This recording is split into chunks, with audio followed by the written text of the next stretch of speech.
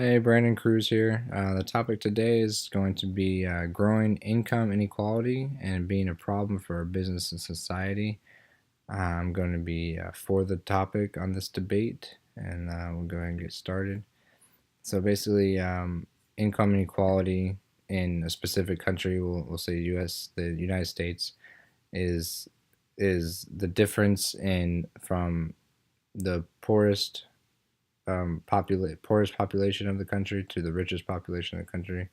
The United States is roughly eight and a half has 20% of the richest 20% of the richest population in the United States is roughly 8.5 times more wealthy than the poorest 20%, which is a pretty significant number, as the United States is number two in the world for highest inequality rating, um, which is not necessarily good. It's not a good thing, and it's growing every year. From 1990 to 2016, it's jumped about a zero point 0.5 on a thing called the Gini coefficient. So the Gini coefficient it is a statistical coefficient that is used to identify the inequality of the country or whatever region that it's measuring.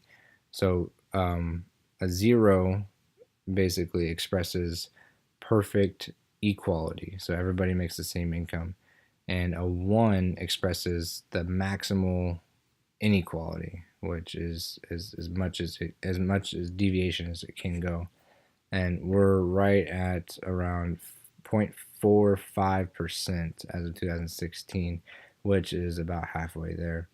Um, the reason this is not necessarily a good thing is because if you look at some charts and some numbers from Professor Richard Wilkinson in his book, The Spirit Level, he shows that there's more mental illnesses and that are more common in unequal societies, and U.S. being the highest one. We have roughly 25% of our population has mental illness. If you look at Japan being the more equal income equality, they're roughly about 8% on mental illness for their population, which is significantly higher. And of course, we have mental illnesses come with violence. They come with disability, not being able to being part of society, to able to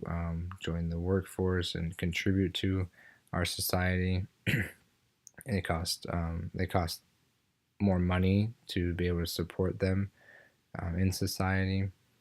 Your social mobility is a lot less, a lot lower with any income inequality, and our consumers, our main consumers for business are middle class, when majority of the revenue generated by big businesses like Walmart and big box stores like Walmart and Target and Amazon. Majority of those product sales are from middle class people, and which is not the richest in the world, not even close.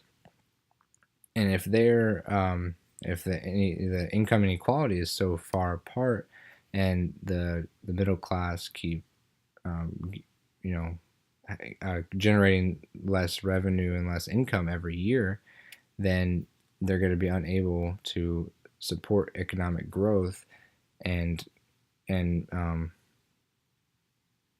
buy these products basically, or do things, or travel, or anything really. They're not gonna have money to spend, which the rich are just gonna have their money and they're just gonna sit on it. So it's a fine line when you talk about growing growing income inequality. It definitely is a problem, and the problem is not only our social aspects, but they play a big part in our economic growth and substantial um, country as a whole being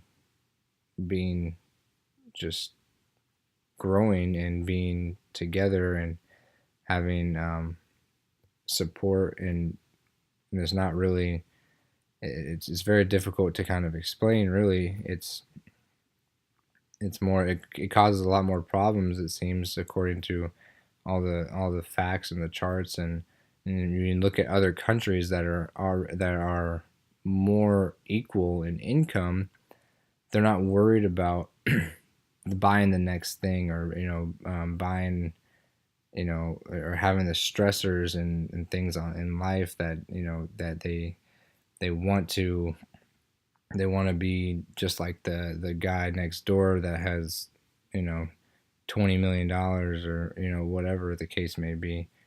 um and the mental illnesses, I think, are the big one, and our kids, and having their education and not dropping out of schools. The dropout rate for high school students and is just, it's phenomenal. When you look at the numbers, the highest income inequality states have the highest dropout percentages in high school out of anybody.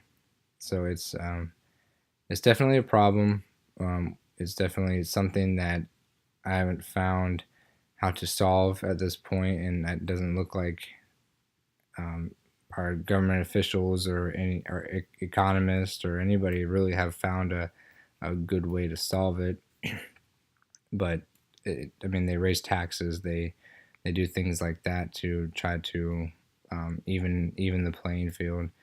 But it's a thing that it's continuing to be a problem, and that we need to try to look at, and we really need to fix it over time, because over time it's going to really hurt us. And the last 16 years, it's the Gini index, the Gini coefficient has increased by zero point 0.5, and over a period of 100 years it'll increase even further to 2 3 more points, and it'll continue to grow and continue to slow our economic growth as a country.